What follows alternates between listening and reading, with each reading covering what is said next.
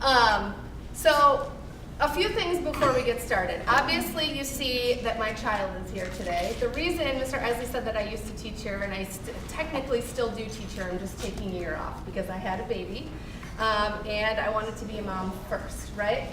And being a mom first means that sometimes your babysitter cancels and you still have other obligations, and so you take the baby with you, right? He's here today. He might distract me a little bit. And baby brain is a real thing. So I have printed some notes. Baby brain's a real thing. I looked it up when I was pregnant. Your body takes oxygen from your brain that it needs to think and process quickly in order to create a child. So I forget a lot of things. So I have notes, and I might read my notes at times. I kind of made myself a little script because I wanted to make sure that I kind of gave you all of the information that I came here to give you today. I'm still learning how to be me, and still learning how to be a teacher and also be a mom at the same time, so bear with me, please. This is the first time that I've really spoken to a group of students since I took time off to take care of Everett here. A disclaimer, I'm not going to provide you with any definitive answers about conformity today, right? I have sat through a few of Mr. Isley's theory of knowledge lectures, and he has a lot of things to say that sort of make your brain want to explode, a lot of new concepts. It's like, what is he talking about? This is really interesting, or this is making me feel overwhelmed. I'm not going to do that today. I'm going to talk about some things that I've been dealing with in my life that relate to conformity and nonconformity that I've been trying to grapple with and think through and kind of come to terms with, and kind of show you how this isn't something that just fits into academia or something that you're doing at school, but it also really fits into like pretty basic everyday stuff that you guys will deal with, right? So, where's my clicker? It's behind you. It's behind me. Keep it away from the baby.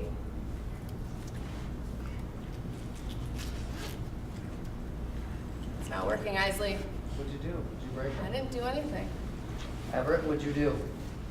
Naughty baby. Was I not saving it? Did he give you a dirty look?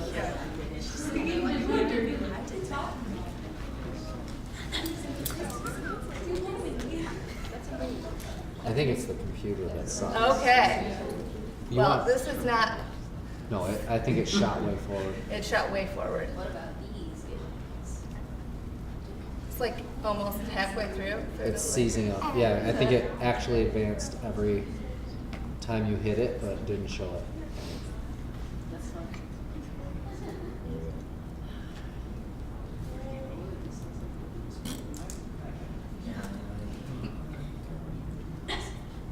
I need slide 2. I'm gonna get there. Don't worry. Tell you to hurry up, Isley. I know. He's really bossy. Like his mama. Yep. You can speak baby now? Sorry, this HP is the worst computer in the building. That's okay. That's why it's very illustrated. It's such a terrible computer, which is why it's in this room.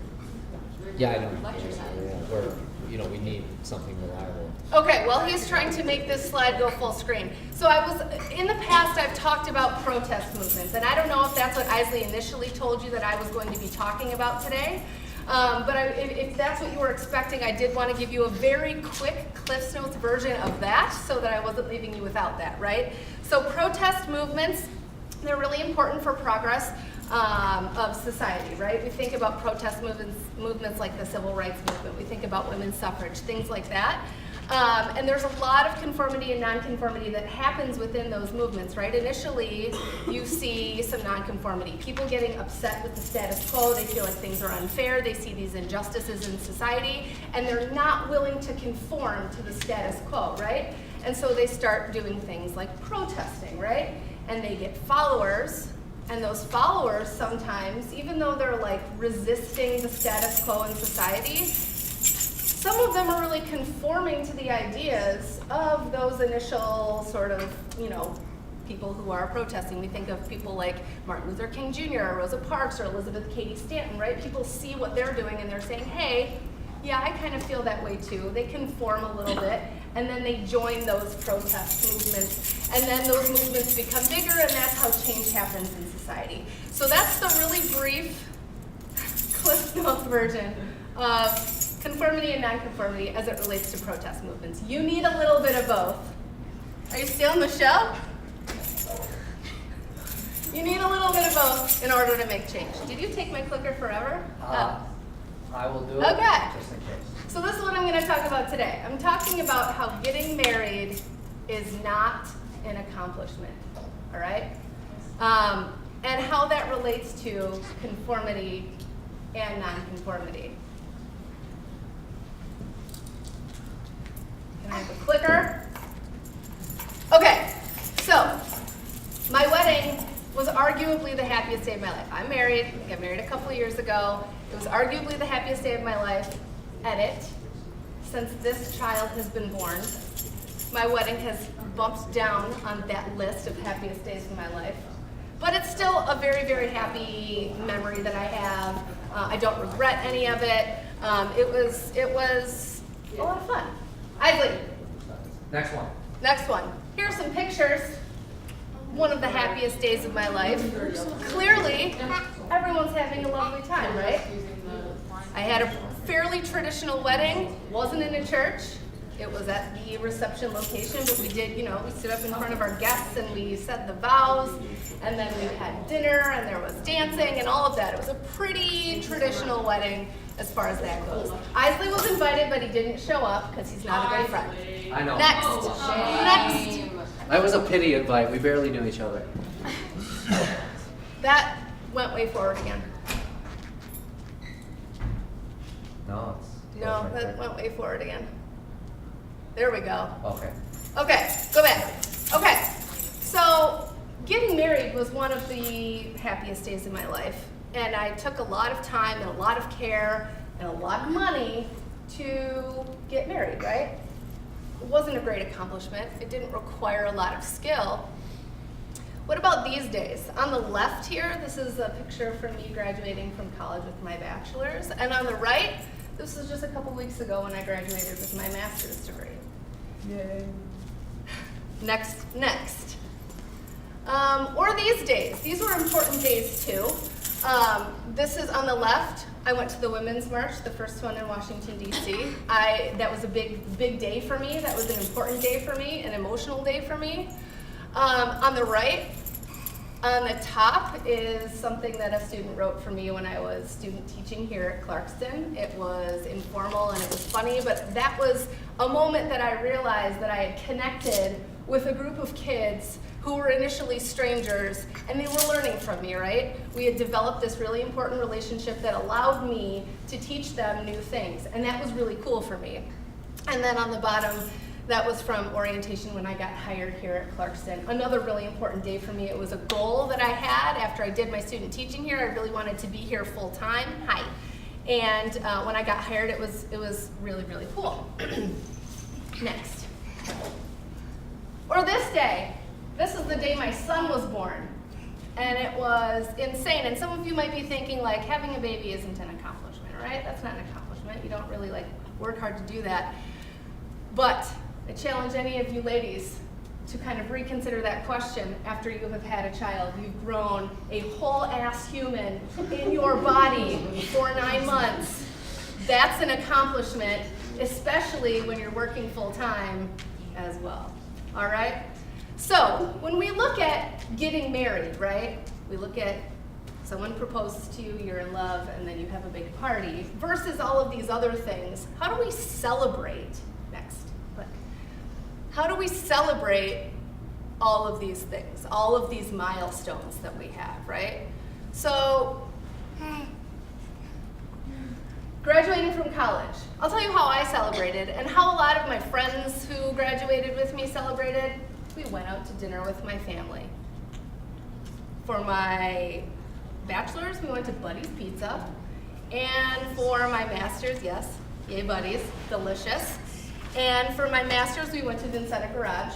That's how we celebrated. We went to dinner. When I had a baby, What did you get at Vincetta? what did I get? Yeah. I got, it's like one of their pasta bowls, but I got kale instead of pasta. Don't Don't. Go to Incentive, Don't. you get burgers. That's No. just what. That's Don't just talk. bullshit right there. Don't talk. You know, when you have a baby, you have a baby shower, but it's not really a big to-do. It's usually at somebody's house, in somebody's basement, whatever. But when you get married, you throw a huge party, a really big party, a really, really expensive party. If you're lucky, your parents will pay for it, or your fiance's parents will pay for it. But if you're not lucky like me, you spend a lot of money on a wedding. So what does that tell us about how society, our society, values these milestones? What do you think? What is the biggest accomplishment in terms of these few things that we've been talking about? How does society view that? What do you think? Can I start? And then you guys for sure will chime in or I'll be angry. I feel like society doesn't, it's hypocritical, right? Like, there's all these expectations about these things that have to be done. The steps our culture tells us we have to take to be successful. And very few things that actually matter to us personally get celebrated, right? It seems to be more about other people, right? Your wedding is less for you, and it's about your family and your parents marrying you off and your dad giving you away. And it's such an antiquated celebration that just follows tradition versus like what our society actually expects now. You know, big weddings had to do in the past with like exchanging a dowry, and like, you know, the gifts had to do with like accumulating wealth, No. right? And we've kept that tradition kinda, but our world has changed so much, right? So I feel like we don't put our money where our mouth is, right? Yep. Go ahead, any of you. There's also the aspect of appearance with advancing your education. That is incredibly impressive. You've got your bachelor's and your master's. Bless Thank you. Yeah. And to celebrate, you went out to dinner first at Buddy's, top tier by the way. Delicious, thank you. And then to another place out to eat. It wasn't anything special. That's like also what you do, just something nice and good happens, or when you want a nice dinner with your family. For a wedding, even some of our today's cultural traditions, although it's like Mr. Isley said, the union of two families and an antiquated bit, they're also severely antiquated in how much money we actually put into it. We want our weddings to be impressive, we want it to be memorable, we want the party to be epic. It's like a one-night thing, what's the point? Yep, go ahead. It's kind of like academic accomplishments and things that are like less expected to be, like going to college. They're individual accomplishments, but they're celebrated to a more minor degree than accomplishments that require other people, because even though they're amazing accomplishments and things to have done in your life, they're still celebrated with things that you have done with other people instead of just for yourself. Okay. I find it interesting because it's almost like the things that involve others are what society notices. Like when we post on social media, it's rarely because we're by ourselves doing something and something that other people become interested in. And it's almost like how they say like you can only ever achieve true happiness by like being happy in yourself, like appreciating what you have done for yourself, because you can't expect it of others to do. And I think people often just look over the fact like that we do have these personal accomplishments because they don't value them the way we do. And it's not to say people are wrong for doing that, but at the same time, people like lack the idea of appreciation for those things, and they seem to like fixate on like family reunions, weddings, where they all come together. That's like, they're the fallbacks, they're the defaults, they're the things that are always there that we can depend upon, so we can at least get in that amount of communication. Yeah, I agree with a lot of what you said. I'm going to challenge you on one thing. You said that people aren't necessarily wrong for valuing those things that involve other people. I think they are wrong. I think society is wrong. I think that when I think about the things that I have done, right? I'm happy about my wedding. It was a very enjoyable day. I don't regret any of it. I love my husband. I enjoy being married. But when I think about the hard work and dedication and time that it took for me to get a master's degree, that to me, I feel more proud of that, more accomplished in my life than I do of throwing a party, essentially, right? And society doesn't reflect that. They don't, nobody's, coming up to me saying like, hey, how do you feel now that your master's is over? They're saying like, how are you and Jeff? How's your marriage? How are things going, right? People don't ask about that. People don't ask about these things that are actually accomplishments. They ask about things like your marriage, right? Go ahead, you had your hand up. Well, it's kind of like what Alyssa said, how we'll share these events with other people, and I think it kind of resembles how a lot of times people are focused on themselves. Like getting your master's degree is a great accomplishment for yourself, and I think the reason you make a bigger party for a wedding than graduating is because a wedding affects other people more. It affects familial ties and just social dynamics between groups of people more than like you getting a master's degree. So kind of like we care about things that we could potentially be involved in more than things that we're not necessarily involved in. So I could potentially involve all of you in a wedding, right? I could invite you, you could get dressed up and come and have a good time. But as far as my master's degree is concerned, like that work falls on me, that time falls on me. So you're less likely to care or ask about Not talking, Mama. my education than you are about something that you could possibly participate in. I think that's a great point. Moving along. Right now it's gonna lock up again. Cool. No. It'll catch up for a second. Sorry. It's okay. I also think about, is that the next one or? That is the next one. We kind of talked about this already though. Just thinking about what's required to accomplish these things, and I kind of added a promotion at work because not everybody goes to college, right? But everybody eventually goes to work. And getting a promotion at a job requires a lot of hard work and dedication too, just like getting a college degree does, right? And oftentimes when people get a promotion at work, they might go out to dinner and celebrate, with one or two people special, but they don't have these huge celebrations like we do when we get married. We actually accomplish something when we go to school, when we get promotions at work, when we are successfully parenting. I feel like I'm accomplishing a lot, kind of managing this wild child up here, and still managing to maintain somewhat of a train of thought on what I'm supposed to be talking about, right? This is hard work. This is taking hard work right here. But during a wedding, not necessarily. So having kind of laid all that out, my question, what I was wondering, as someone who was adamant until she was in her 30s that she was never getting married. I never wanted to get married. I wanted to be successful. I wanted to be independent. I wanted to be on my own. I didn't want children. I didn't want to get married. None of that was for me, right? So why was I spending, to me, an astronomical amount of money on what is society considers a low budget wedding? My wedding cost $20,000. That is far under the average that the American spends on a wedding these days. So why was I conforming?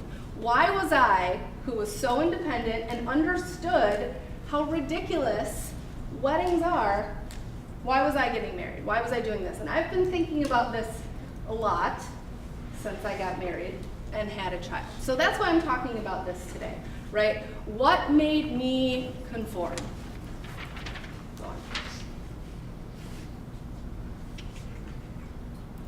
Keep going. Yes, so society, like I said, has convinced us that marriage is the ultimate accomplishment, right? But society has also given us an idea of what a successful path looks like, right? Society expects us to go to college, to get married, and have a family, in that order, right? Without skipping anything along the way. Next.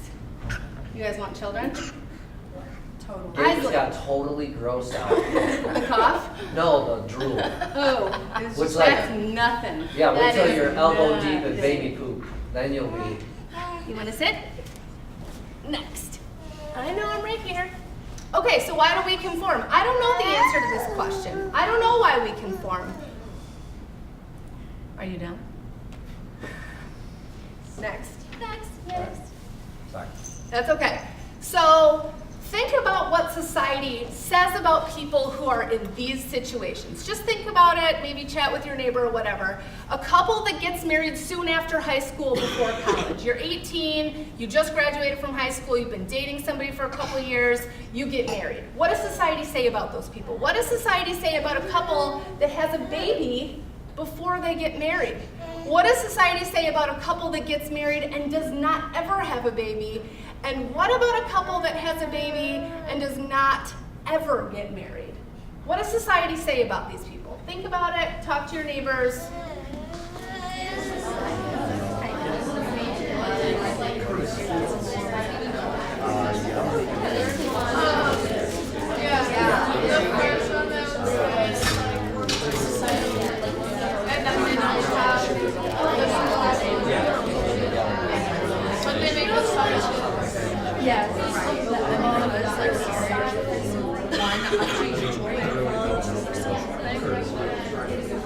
They take these and they buy them. Then you're because I want them. They don't know what they're doing.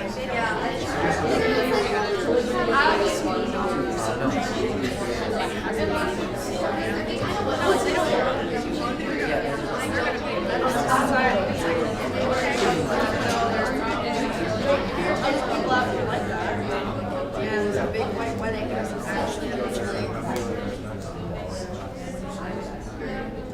All right.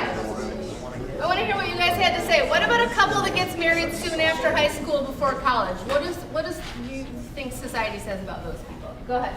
People say that society says that those people are going to end up in debt, they're going to end up divorced, that they don't know each other, that they're not mature enough, that they don't understand things, that they're going to spend the rest of their life, being broke and working at McDonald's. Right, so a lot of negative things, right? Yeah. What about a couple that has a baby before getting married? What does society say? Go ahead. That they're irresponsible, reckless, kind of that it's not traditional. They don't know that they're going to stay together. Like, they frown upon it in the sense that sometimes they accuse people of it, oh, it was an accident, you were just being irresponsible. But at the same time, there's certain people who will, they have reasons for not being married.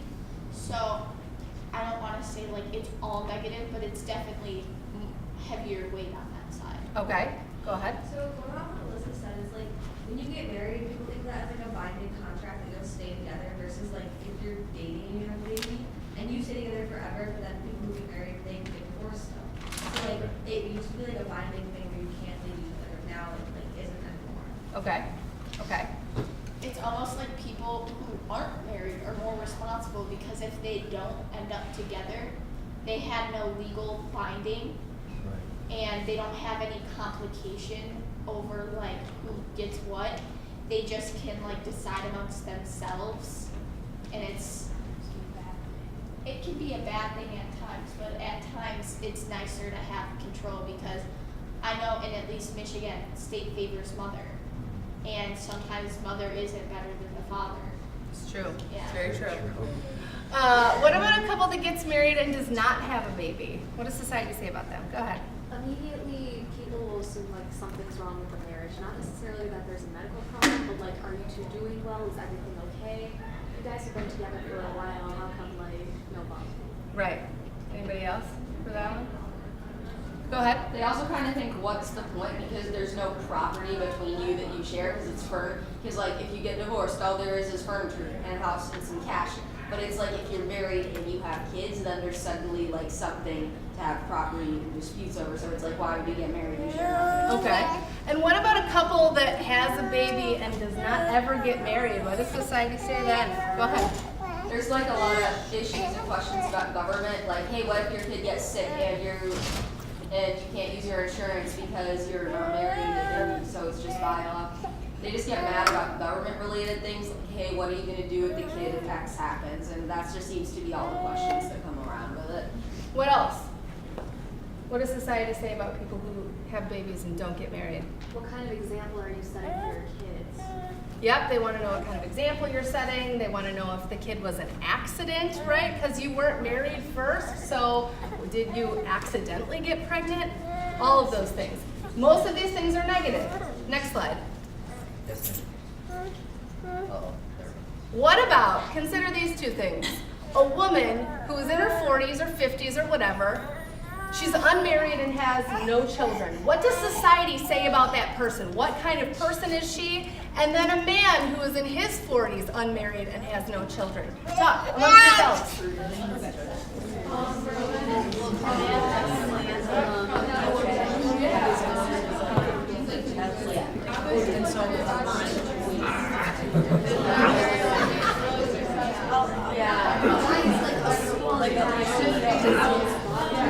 Is that funny?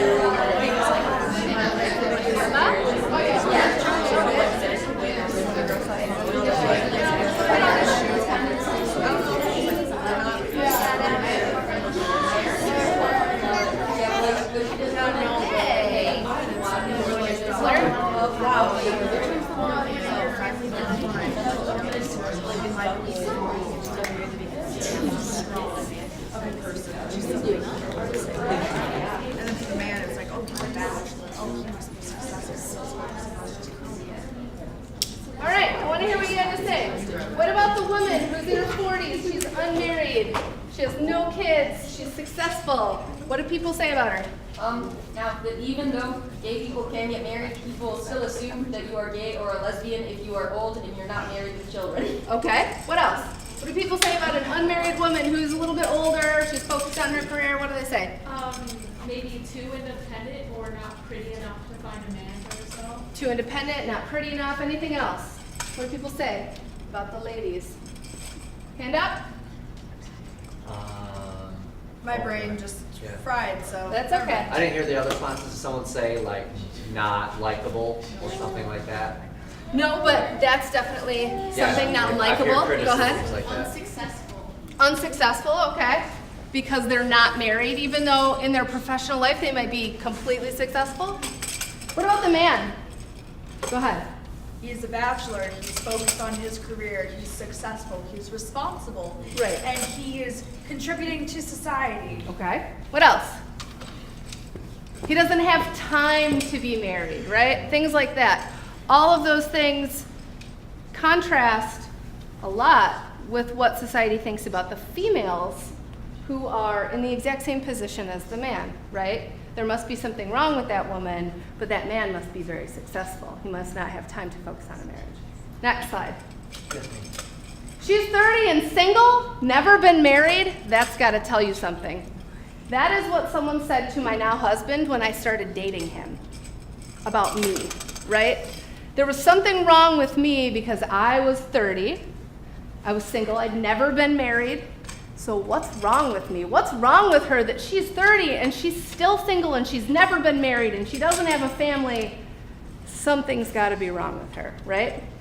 That's what society says Do you want about. me to answer this about you? Yes. I'm kidding. Do it. I'm ready. I know what you have to say. I mean, you got a lot of issues, but not that has nothing to do with it. Right? I do have a lot of issues, right? Right?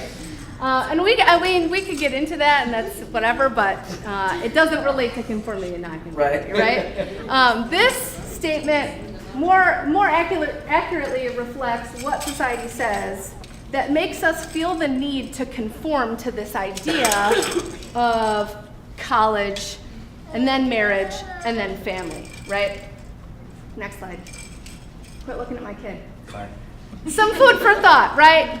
just some things to think about in relation to getting married and having a family and going to college, and why we conform to society's views of how we should do these things. In 2018, the average American wedding costs approximately $30,000.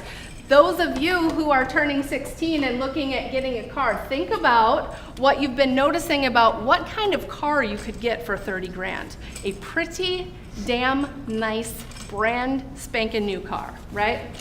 That's how much the average American couple spends on a wedding. About 40 to 50% of married couples in the United States divorce, according to the American Psychological Association. That is extremely high, especially when you consider how much it costs for you to get married in the first place, right? Next slide, please. Getting married is pretty cool. It's fun. My wedding was awesome. It was a lot of fun. Had it at a cool place. All my friends and family were there. It was a nice day. I felt a lot of love. I don't regret it. But it's not an accomplishment. I didn't work hard. I didn't dedicate myself to anything in order to get married. The only thing it took was finding someone who was willing to say, "Will you marry me?" and me saying yes. That was it. Go ahead. Would you say, though, the money that you earned to put into it was an accomplishment? Because, like, it was something... I'm gonna stop you right there. No, I took out a loan to pay for my wedding. Really dumb, guys. Don't do it. I did it. It's a really dumb idea. I didn't accomplish anything. I signed a piece of paper to get that money to pay for my wedding. Yes? The idea of marriage, and especially the extravagant marriage, would you consider that, just off the top of your head, opinion, to be a strictly American or at least Western culture idea?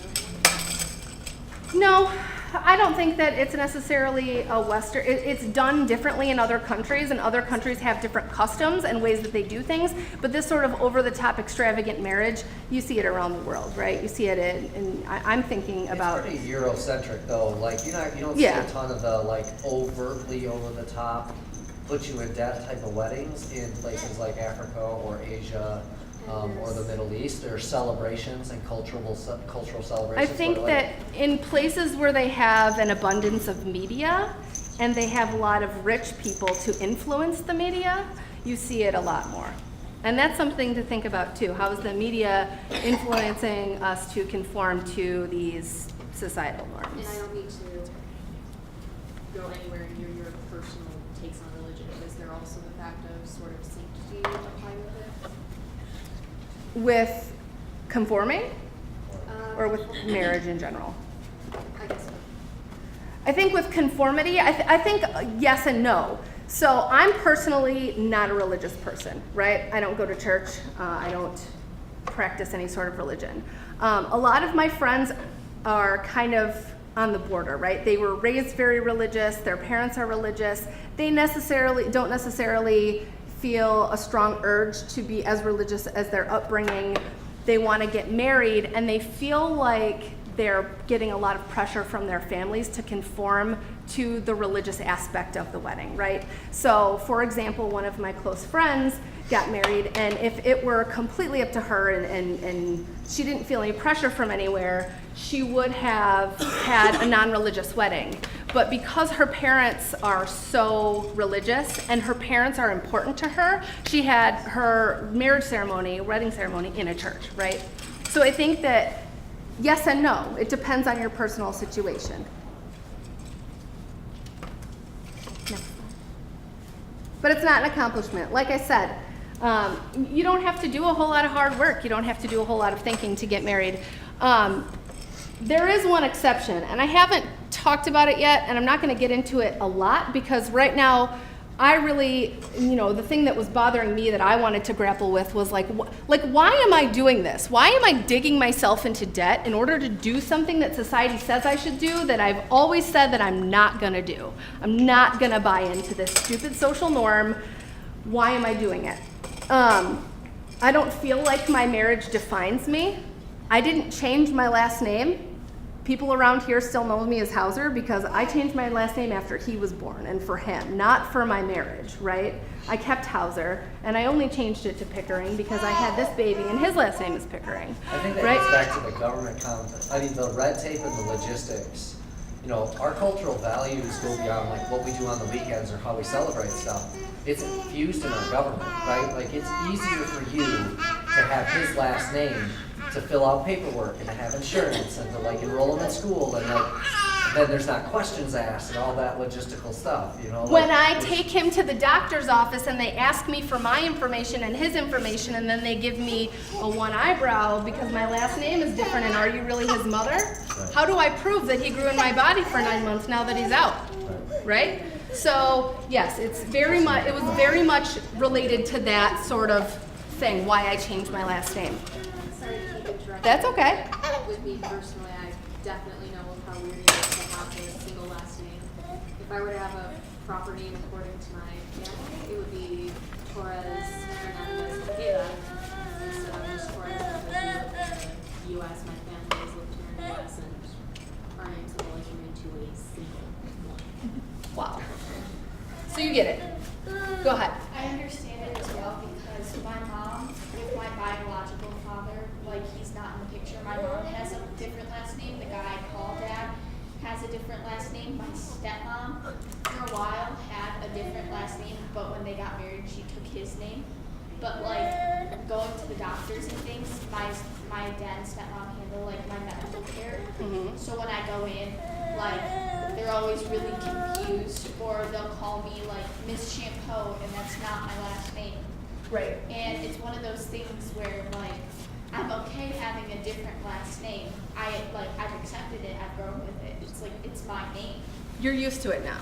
Yeah. But there's a lot of things you have to deal with that you otherwise like just don't have to deal with if your last name's the same. It's just like all of these issues no longer exist when the last names are the same. Exactly. Right. Yeah, like my stepmom's first husband, his last name was Smith, and that's my stepbrother's last name. But then when my stepmom got married to my dad, she changed her name to Smith Knieper. Mhm. Knieper is my last name. Mhm.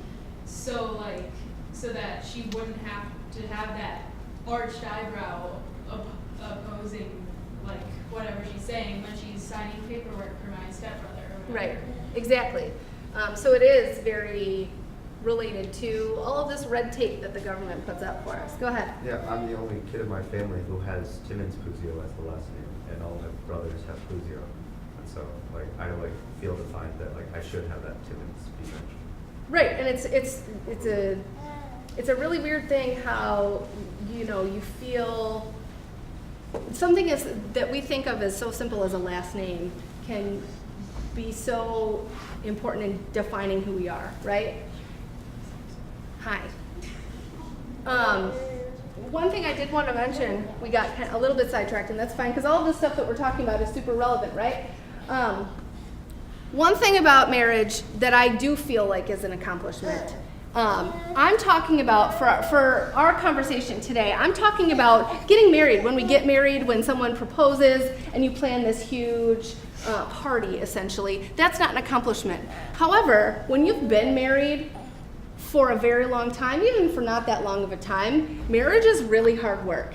And getting along with someone every single day, trying to get along, like I have a lot of days where I just want to like drive my husband out to the desert and leave him there, right? But I don't, and I won't, and we're still together. But it's hard work to like not drive him out to the desert and leave him somewhere, right? It really is. And so that part of marriage is actually, a lot of work.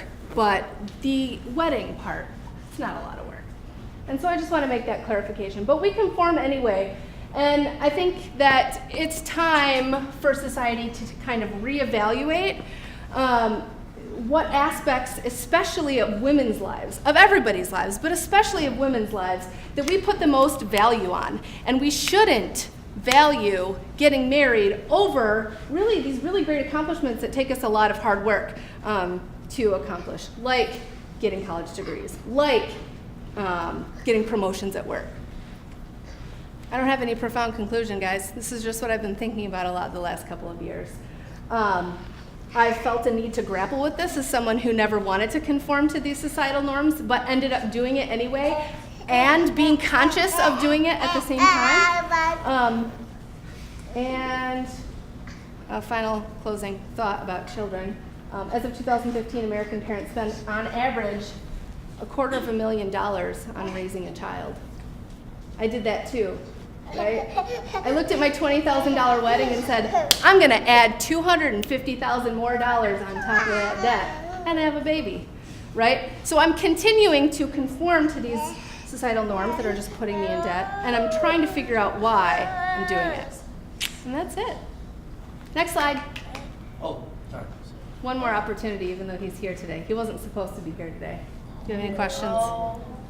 Yes. So you mentioned not knowing why, and it's kind of like, would you say, if you were to start like trying to answer that question, would you say it's kind of the relationships? Because I imagine you and your husband are close because of the way you speak up about things, like it's very open. And then you had a child, which you love, and like, but like those ideas, would you say it's the relationship you have with those people that it's like, look at your needs. Your needs is, it would be easier to have all this money to do these things. It would be like, it would be my want to like do this.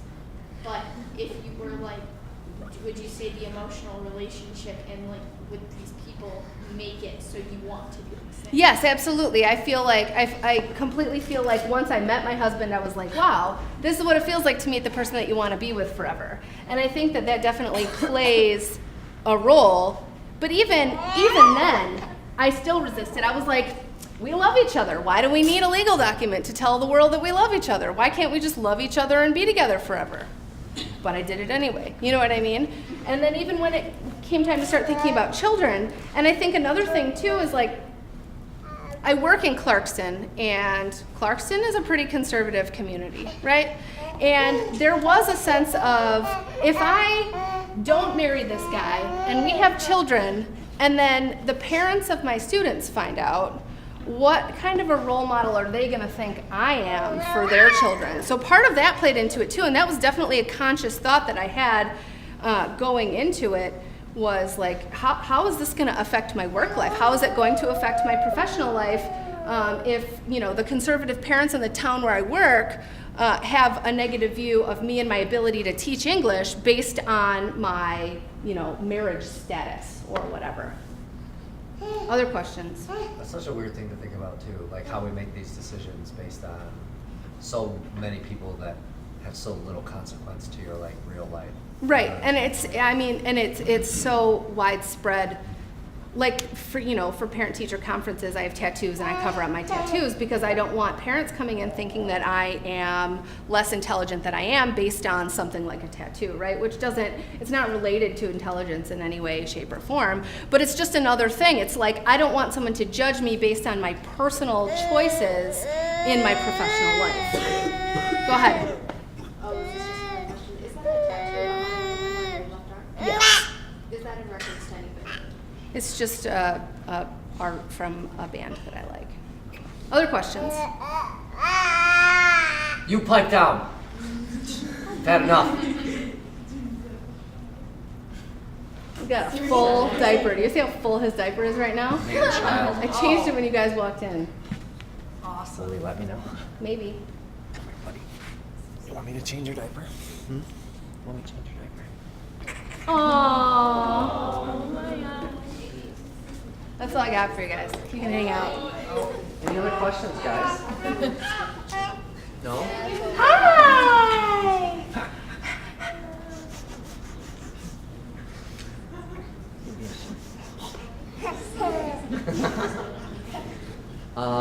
What time is it?